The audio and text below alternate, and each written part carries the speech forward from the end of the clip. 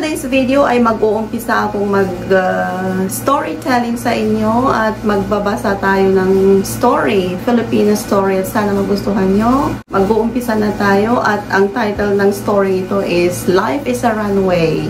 Chapter 1, A New Life. Nizipper ko na ang panghuli kong maleta bago tumayo. Napabuntong hininga ako habang pinagkatitigan ang tatlong maleta na dadalhin ko paalis. Yep, aalis na ako. Iiwanan ko na ang mansyong ito na puno ng alaala kasama si Mommy. It's sad, but I have no other choice. I can't stay in the same house with Dad anymore. Masasaktan lang ako every time he avoids me and makes me feel that he doesn't love me as his child. Matagal ko nang tiniis ang malamig niyang pagtrato at hindi ko na ito kayang tiisin pa. Akala ko, habang tumatanda ako, magiging malapit kami sa isa't isa. Dahil sa ganitong paraan, mas mauunawaan ko siya at malalaman kung paano siya pasayahin. And yes, I understand him clearly now. I can read him like an open book. He doesn't want to me around. Hindi niya ako mahal. When Mommy passed away due to pancreatic cancer, which was also the time I turned 18, akala ko ay karamay ko si Daddy. Umasa ako na mag-build ang relationship naming dalawa dahil kami na lamang ang magdadamayan. But what I thought was wrong. Mas lumala pa nga, I ended up fighting with him every day. One of our biggest fights was when I desperately needed his emotional support. I was still struggling with Mommy's death at that time. All I wanted was for him to recognize me, to give me his attention, pero parang hangin lang talaga ako sa kanya. Hindi ko kinaya ang panahon na yon, so I burst out at him, blaming him for Mommy's passing.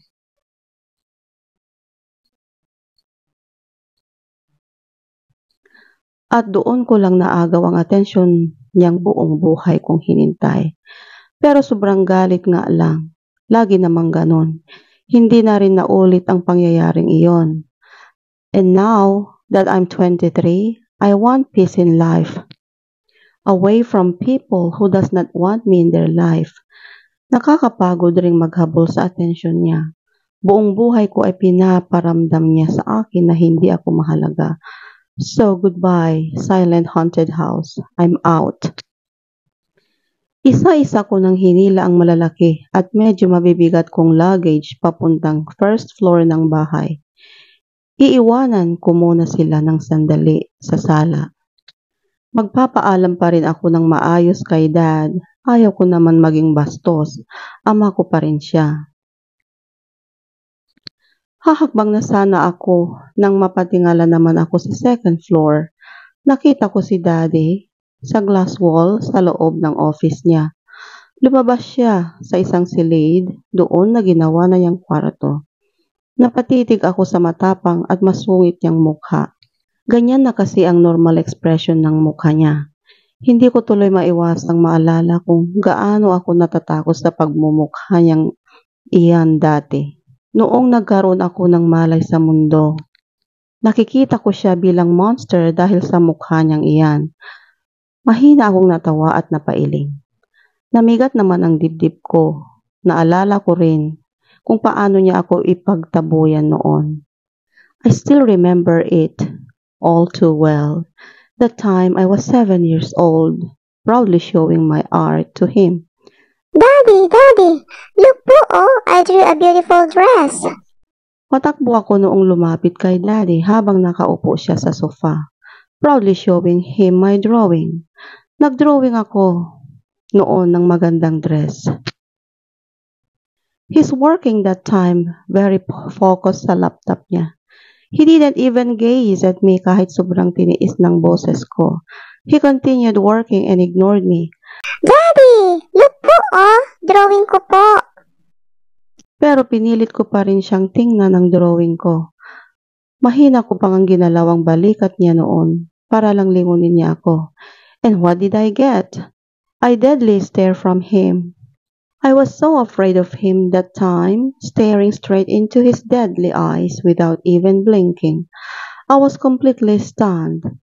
Kasi first time ko noon na nagkalakas loob na lapitan siya. He's really stern, kaya natatakot akong lapitan siya. Parang may sinalo akong patalim habang naaalala ang nakamamatay niyang titig sa akin noon. Ilang segundo din iyon, kulang na lang ay umiyak ako. Luxana! Naalala ko kung gaano kahigpit akong napapikit noon sa lakas ng pasigaw niya sa harapan ko habang tinawag niya, Mami. Halos mabingi nga siguro ako noon. Buti na lang at lumabas kaagad si Mami noon sa workshop niya. Magmamadaling lumapit sa akin. Lyra, anong ginagawa mo dito? Parang napagalitan pa ako sa tono niya, pero may halos pag-aalala rin. Nakakatawa lang, parang mali palang lumapit kay Daddy.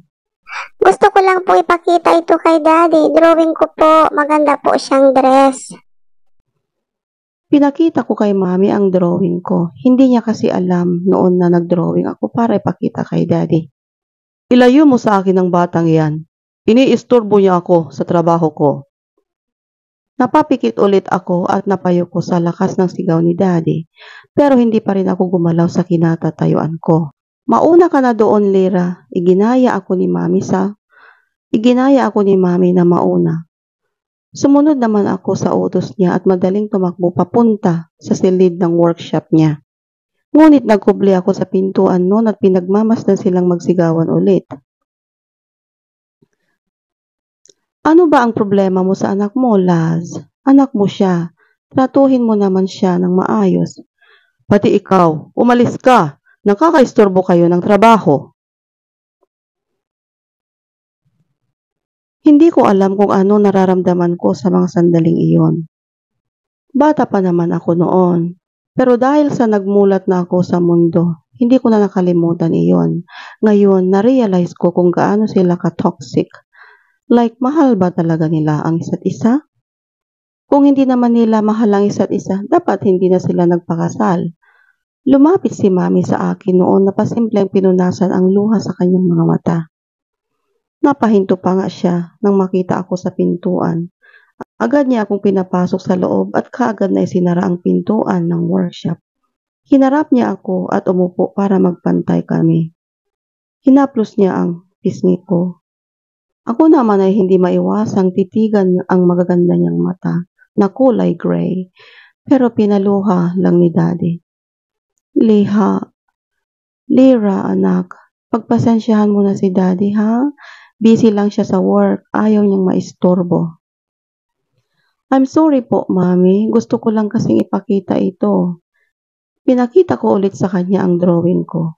Malaking ngiti niya namang tinanggap ito at pinagkatitigan. She was proud of me as I remember those sweet smiles. Buti nga hindi niya pinunit ito. Sandali niyang tinabi ang paper at humarap muli sa akin. Hinalikan niya ako sa noo at magkabilang pisngi. Mahal na mahal kita, Lyra, at kung mawala man ako, know this, na nandito lang ako sa puso mo. Hindi kita iiwan, anak. Nakita ko ang luhang sumilip sa kanyang mga mata. Kaagad ko namang inabot ang pisngi niya at gently kong pinunasan ang luha sa kanyang mga mata. Mami, napahigbing din ako at humawak sa magkabila niyang pisngi. Mabilis niya namang hinawakan ang pisngi ko at ang mga mata ko naman ang pinunasan niya. Sorry, wag kang umiyak. Hanggat nabubuhay pa si Mami, ay puprotektahan ka niya sa kahit sinong gustong manakit sa iyo. Pero dapat matapang ka rin dahil habang buhay nasa tabi mo si Mami. Pero dapat matapang ka rin dahil hindi habang buhay nasa tabi mo si Mami. Naiintindihan mo ba? Mahina akong tumango. Yes, Mami. Mapait akong ngumisi sa aking sarili. Iyon pala ang ibig niyang sabihin noon. Nag-foreshadow sa future niya, so that time may sakit na pala siya. Kung matanda na sana ako noong mga panahon na iyon, I could have given her comfort, helped her, healed her, Pero dahil sa patuloy nilang pag-aaway ni Daddy at sa stress, bumigay din ang katawan niya at iniwan ako. I wanted to hate Daddy pero ama ko pa rin siya. I can't hate him. Ayaw kong magtanim ng galit sa puso ko. Ako lang din ang kawawa. Huminga ako ng malalim at iniwaksi ang mga iniisip. Muli akong tumingala sa gawin ni Daddy. Nakita ko na siyang lumabas sa office room niya at naglalakad na pababa sa hagdan. Napansin ko ang pagtitig niya sa mga luggage ko na nasa sala. Pero wala naman siyang ibang emotion na ibinigay. Tuluyan na siyang nakababa at lumapit sa aking gawi. Bahagya akong ngumiti sa kanya. Good morning, Dad. Bati ko sa kanya. Tumango lang siya sa akin at muling tiningnan ang mga luggage sa baba. Tumango lang siya sa akin at muling tiningnan ang mga luggage sa baba bago ako muling hinarap at tinaasan ng kilay. Sandaling napasaya ang puso ko sa simpleng pagtaas ng kanyang kilay sa akin. Dad, pwede niyo naman akong tanungin kahit pigilan pa. Spill it. Napahirap na lamang ako sa aking isipan. Gusto ko mang mainis pero parang immune na ako sa pagwawalang bahala niya sa akin. Wa-effect na. I'm humbly asking for your permission, Dad. I'm leaving this house. Walang takot kong sinabi sa kanya. Like he cares. Mas lalo namang tumaas ang kilay niya. Pahiwatig nun ay dapat magbigay pa ako ng more detailed information sa kanya. Galing, hindi ba? Parang mute lang, kaya aalis na talaga ako dito. Baka mahawa pa ako. May lilipatan na po ako, wag po kayong mag-alala. Alam ko namang wala kayo nun. Huminga siya ng malalim. Do whatever you want in your life. Malaki ka na. You can support yourself, right? Then go. I wish you luck.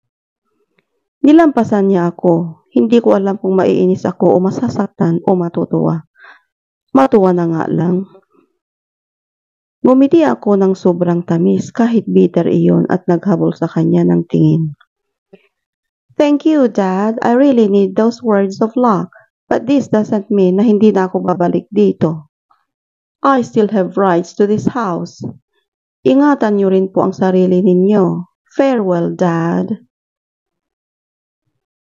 Hindi niya ako pinansin at pumasok siya sa loob ng kusina. Napahinga na lamang ako ng malalim.